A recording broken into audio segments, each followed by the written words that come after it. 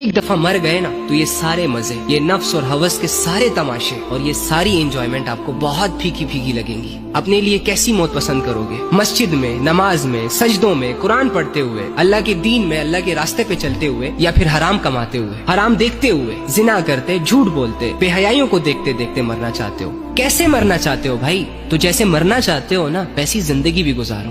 اپنے ساتھ کھیلنا بند کرو، اللہ کی ڈھیل سے ناجائز فائدہ نہ اٹھاؤ۔ اللہ آج تمہارے سارے گناہوں کو معاف کرنے کے لیے تیار ہے، لیکن اگر ایک دفعہ تمہارے جسم اور روح کا تعلق جدا ہو گیا تو واللہ گڑ گڑا کے اس رحمان سے رحم کی اپیل کرو گے، اس غفور سے مغفرت کی قبولیت کی دعا کرو گے، لیکن ایک بات بھی نہیں سنی جائے گی آپ کی۔